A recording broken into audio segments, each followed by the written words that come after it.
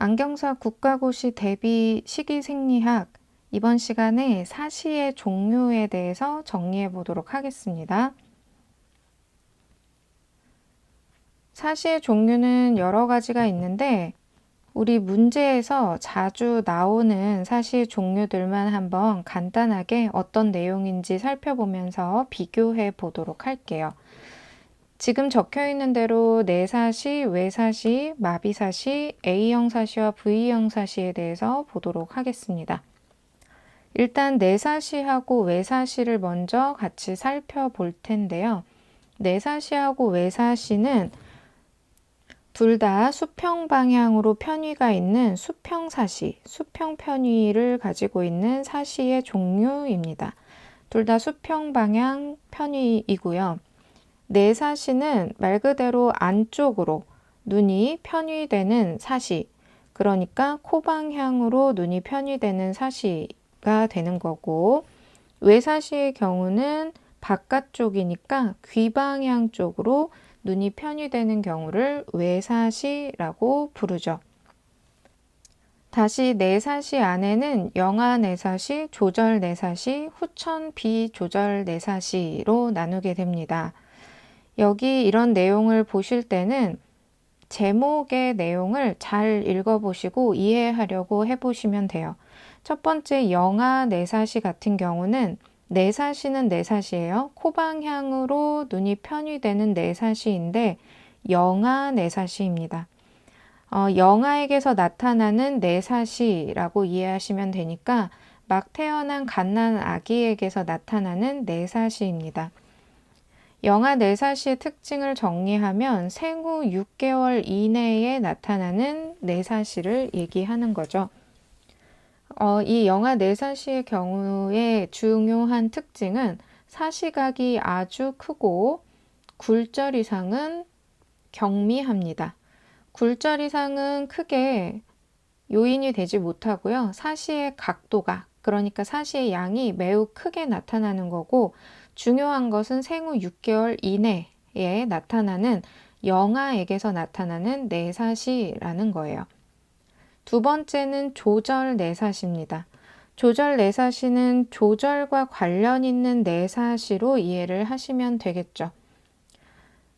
내사시에서 조절이 왜 나오는가를 생각해 보시면 되는데, 우리 눈이 근거리를 보려고 할 때 조절이 일어나고 폭주도 함께 일어나죠. 근거리를 보려고 할 때 수정체가 두꺼워지는 조절, 그리고 눈이 모이는 폭주라고 하는 운동이 함께 일어나게 되는데요.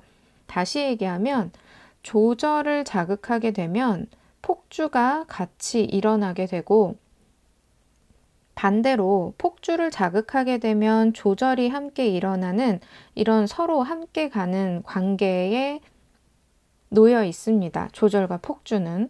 지금 조절 내사시, 특히 지금 내사시라고 얘기하고 있는데, 내사시는 눈이 안쪽으로 모이는 거고, 폭주라고 하는 이 눈의 기능도 눈을 안쪽으로 모이게 하는 거죠. 그래서 조절과 관련이 있어 보입니다. 자, 조절 내사시는 다시 세 가지의 종류로 구분이 돼요.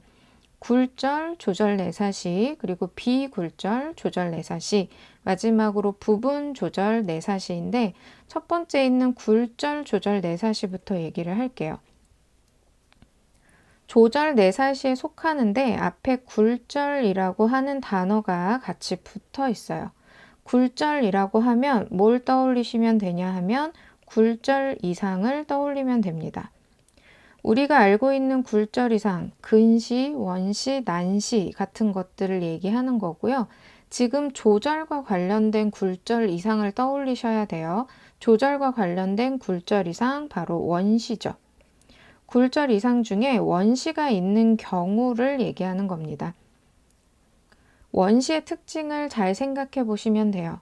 원시라고 하는 이 눈은 무한대에서 오는 상, 다시 말해서 원거리에서 오는 빛도 망막에 상을 맺지 못하고 망막보다 뒤쪽에 상을 만드는 눈이 원시였어요.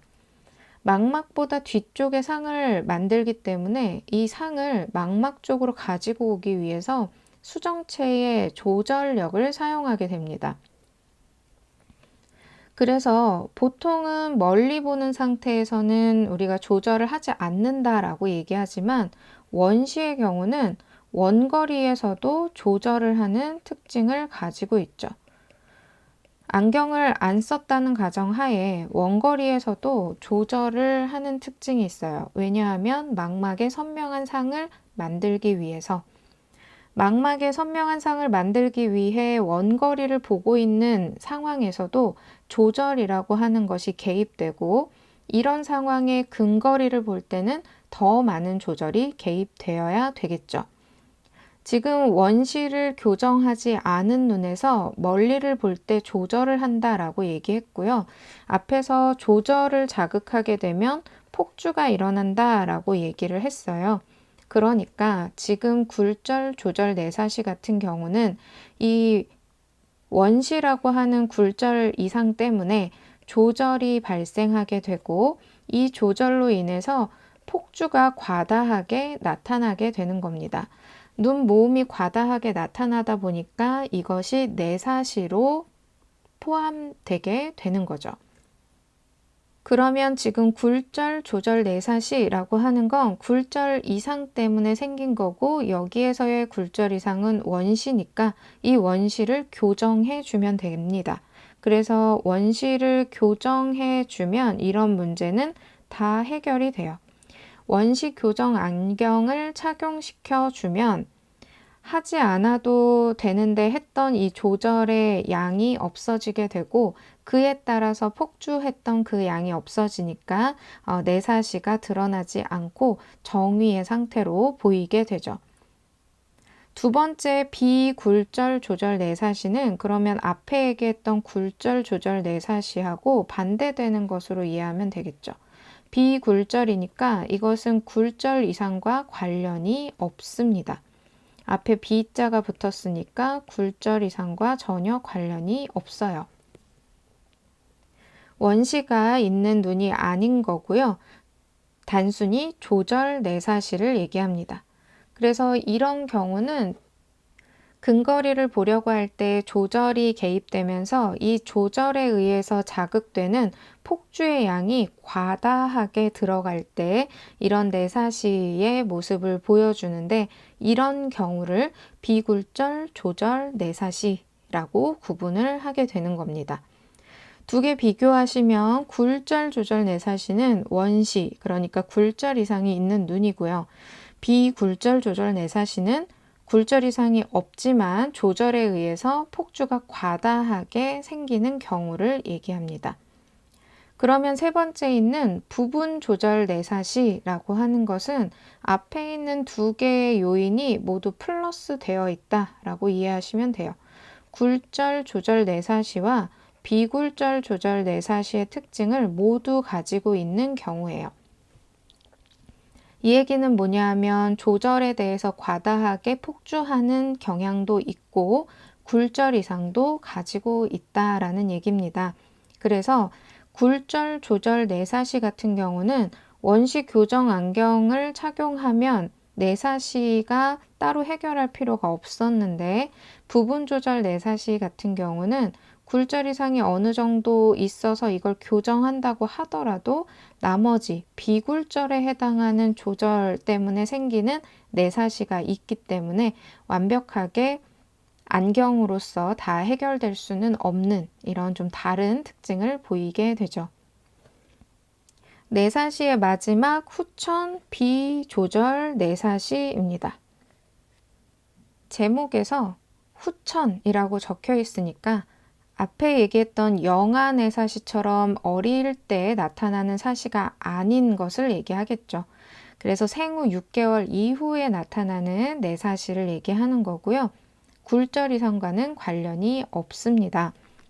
그리고 비조절이라고 얘기를 했으니까 앞에 얘기했던 이 두 번째에 있는 조절 내사시하고는 또다시 구분이 되고 있죠.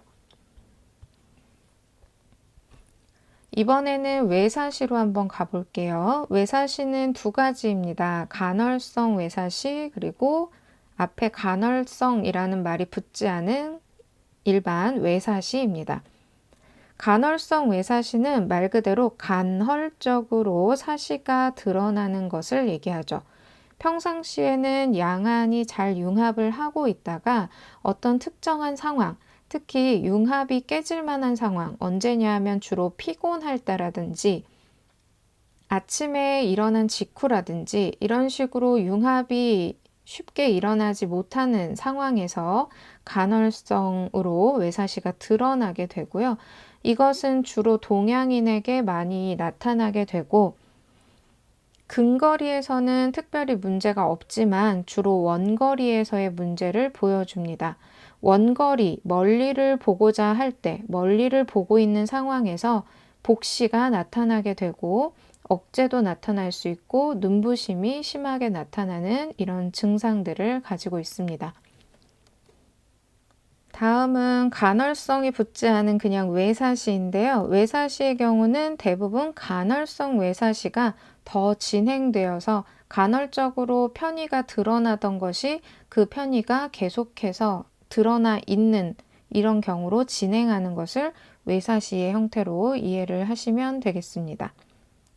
여기 내사시하고 외사시의 내용을 봤는데 내사시의 경우는 조절과 폭주와 관련된 내용들이 같이 들어가 있었어요. 그러니까 조절과 관련된 내용들이 나오면 내사시 쪽으로 보시면 되고 이런 내용들이 없으면 외사시 쪽으로 보시면 되는 거예요. 여기 내사시의 사례가 조금 더 많으니까 특히 조절 내사시의 경우 세 가지로 구분이 되니까 세 가지의 앞에 이름, 제목, 특별한 굴절, 비굴절 그리고 부분 이런 용어들을 잘 구분해서 차이를 비교하시면서 보시면 됩니다.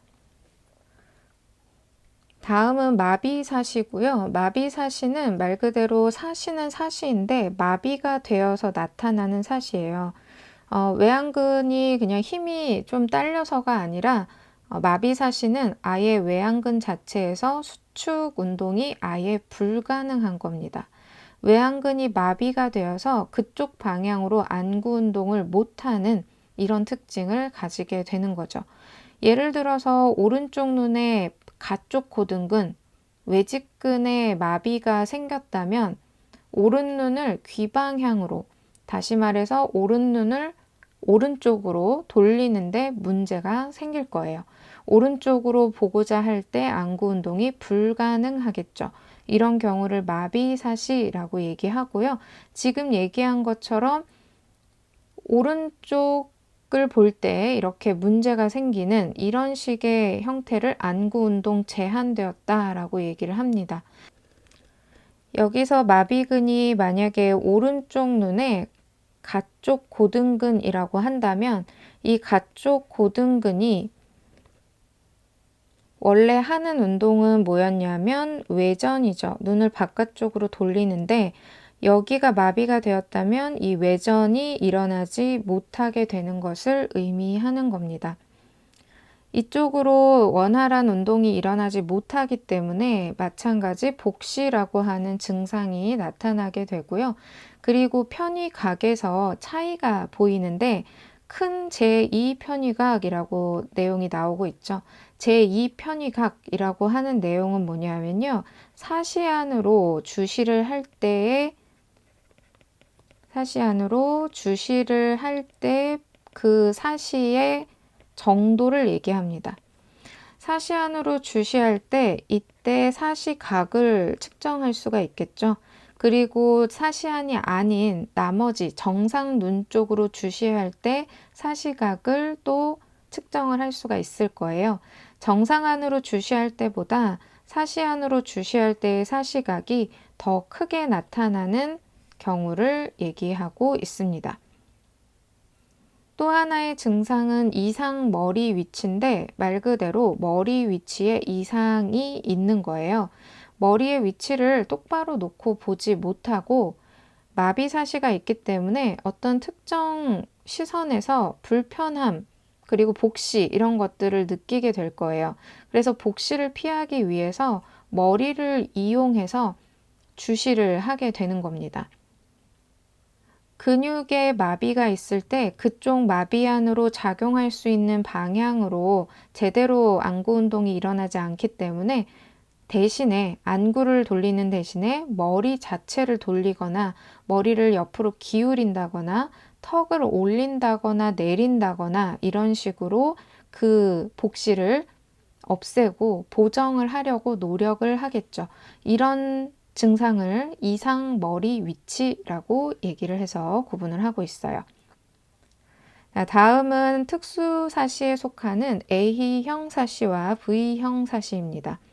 A형 사시와 V형 사시는 수평 사시에서 위쪽과 아래쪽 주시를 할 때에 사시각의 차이가 있는 경우를 얘기하는데요.